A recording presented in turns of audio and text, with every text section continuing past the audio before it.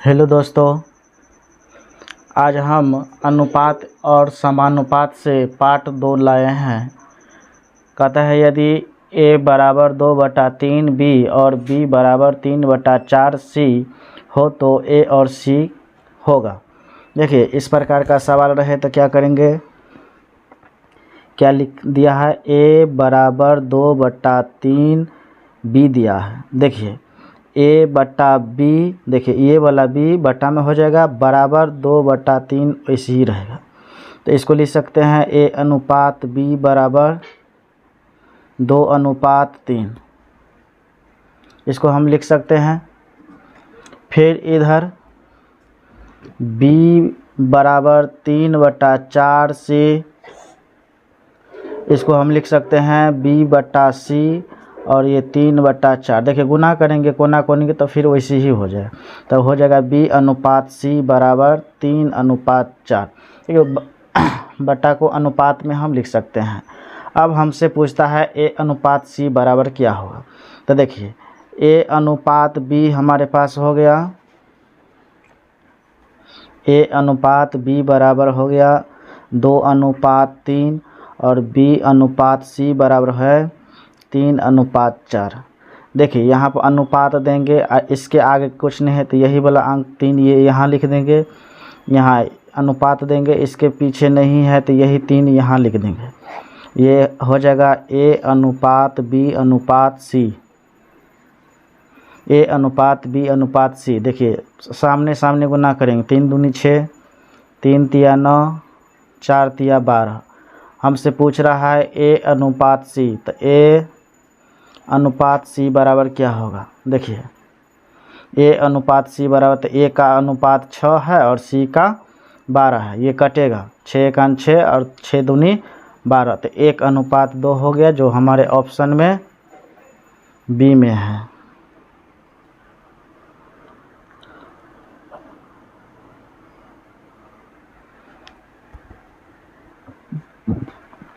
अब हमारे पास दूसरा प्रश्न है।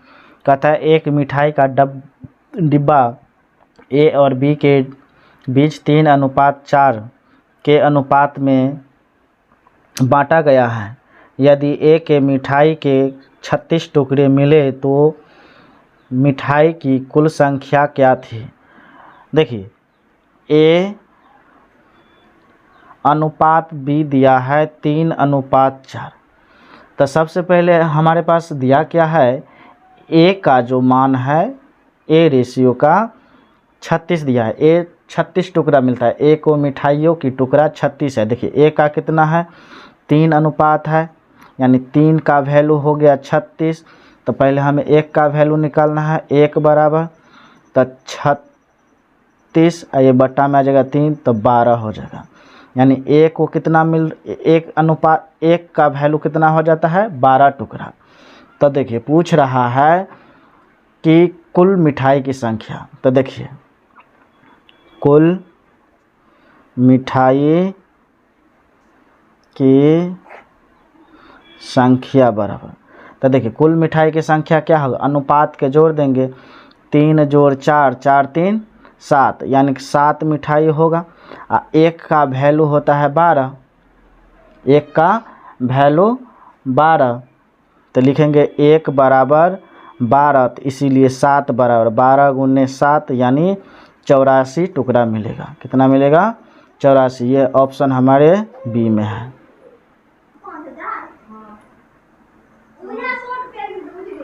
अब हमारे पास तीसरा प्रश्न है। कहता है 3 संख्याएँ 5:7:12 के अनुपात में है। यदि उनमें से पहली संख्या तथा दूसरी संख्याओं का योग, पहले संख्या तीसरे संख्या का योग दूसरी संख्या से 50 अधिक हैं, तो तीनों संख्याओं का योग क्या होगा।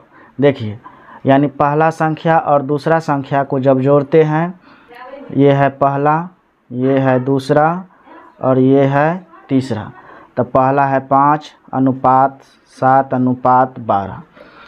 प्रश्न में कहता है कि जब हम पहला संख्या और तीसरा को जोड़ते हैं, तो देखिए पहला जोड़ तीसरा जोड़ते हैं बराबर क्या कहता है, दूसरी संख्या से 50 अधिक है। तो इसका मतलब ये 50 कम है, इस दोनों को जोड़ से 50 कम है। देखिए x मान के चलते हैं, लिखेंगे 5x जोड़ 12x अब बराबर ये 7x।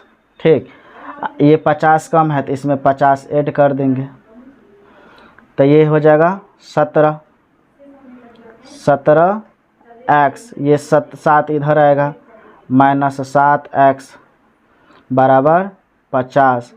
ये 17 में से 7 जाएगा तो 10x बचेगा अब बराबर 50। देखिए ये 10 से 50 5 बार में कटा, यानी x बराबर 5 निकला, x बराबर 5 यानी 1 का वैल्यू 5 निकला। तो हमसे पूछ रहा है कि तीनों संख्या मिल के कितना होगा, तो 5x जोड़ 7x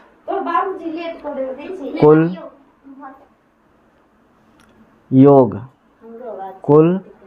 योग बराबर क्या होगा, तो लिखेंगे 5x जोड़ 5x जोड़ 7x जोड़ 12x। देखिए ये हो जाएगा 7 5 12, 12 12 24x, अब 24x होगा। ये हो जाएगा 24 गुने x का मान 5 है, तो 24 पंचे 120, जो हमारे ऑप्शन बी में है।